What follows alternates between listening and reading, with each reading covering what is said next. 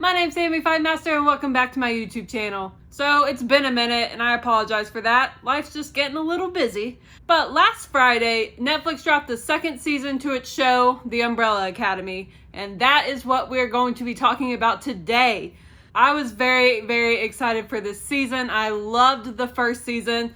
It's a very weird show, but I loved it. The first season was really good, but this season is even better. It is another level of weirdness and just greatness. Now, the season was very crazy, but like always, this is going to be a non-spoiler review. I'm just going to talk about some of the basic general plot points that really get covered in the trailer, and then kind of dive into what I normally do, talk about what I like, didn't like, all that kind of stuff. And I'm definitely going to be doing a spoiler discussion after this video if you want to see what my thoughts on some of the spoilers from the season were. So keep an eye out for that. That'll be coming soon.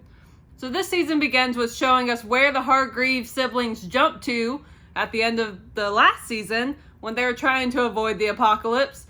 And it shows us that they ended up in Dallas, Texas. But with a catch. They all ended up in different years in Dallas, Texas. Somehow during the jump, they all got scattered throughout the timeline. They all ended up dropping into the same alley in Dallas, Texas, but in different years. Now, the first arrivals were Klaus and Ben back in 1960. Then the last arrival is 5 in 1963. All the other siblings got dropped in that alley in between those years. So like I said, the last to arrive in Dallas is 5, and he discovers very quickly that the group is going to have to try to stop yet another apocalypse. I don't know what's going on with these siblings, but apparently they are apocalypse magnets. So like in season 1, 5 takes it on himself to kind of try to get everybody together to stop the apocalypse. However, it can't just be that simple, right? Because while the siblings are trying to figure out what causes this new apocalypse, the commission is trying to eliminate the Hargreeves siblings as a new threat to the time continuum. So while they are trying to stop the apocalypse, they are also trying to avoid the assassins that the commission has sent to eliminate them. So yeah, that's a lot for the Hargreeves to deal with this season. It's always a fun time with them. So since the siblings did get scattered into different years, you did get to see some new sides of each character because they all spent a different amount of time in Dallas without their siblings. So you got to see kind of the lives that they chose to live, or the lives that kind of got thrust upon them, and how that plays into who they are. We got to see a few new love interests in this season that I really appreciated, and was a big fan of pretty much all of them. We did get introduced to some new season regulars that are in all 10 episodes. Some new faces. I believe there were 3. There were 3 new characters for sure that got introduced into this show, and I liked all of them. We had Lila, Sissy, and Raymond got introduced into this season, and I really liked how they helped develop some of the characters more. Like, they're not the core Hargreeves that we spend all of our time on, but we got to see kind of how they interact with the Hargreeves, and I like that. Now, there are a ton of plot developments throughout this season, just like there were in the first season, that make this such an entertaining season to watch, and it always keeps you on your toes.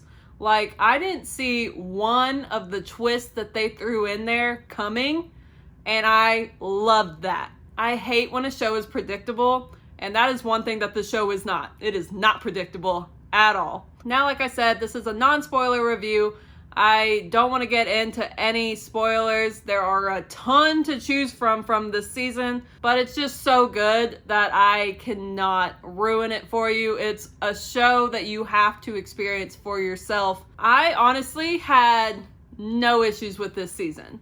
Like, I thought that everything was done so well. Like, the directing and the filming alone, like, all the shots that they got were insane. All the fight scenes looked incredible. Every scene looked incredible. It's so fun to watch because, first of all the characters are so different. So when they interact with each other, it's awesome. And secondly, this season is set in the 1960s, so things are kind of a little retro in this, and it's fun to watch. We do get some glimpses into like real life moments in history that do play a part in the possible apocalypse, that it was fun to see, and some of it was kind of timely to what's happening right now in the world. I've mentioned it a couple of times. I watch some shows that like don't grab my attention, and I am addicted to my phone, I'll be honest, and I'll just grab my phone, listen to the show in the background, and not really pay attention to what's happening. This was not one of those shows. I paid attention to every second because it was so good. It sucks you right in, and you can't look away. And that, to me, is a sign of a really good show. The acting is incredible.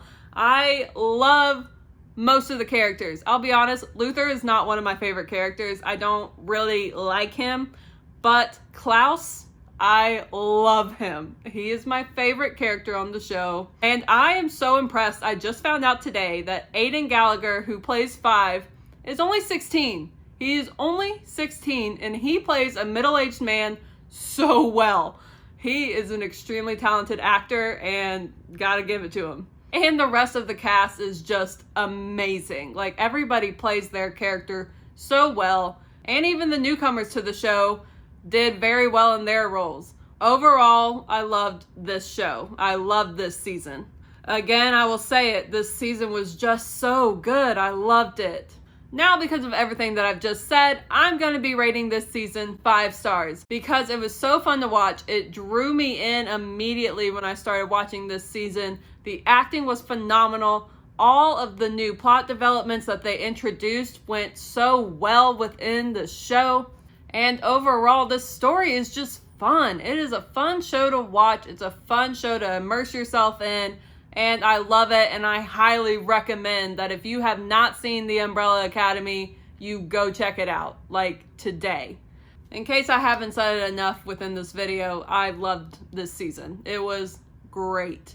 I do think that there will be a season 3 because they left off on another good cliffhanger. Like, last season's cliffhanger was pretty good. This is another great cliffhanger, and it needs to be explained, so they have to have a season 3. I know it'll be a very long time until we have that because of COVID and everything happening in this world. So hopefully within a year we'll get it, but I highly doubt it. Either way, I'll be waiting.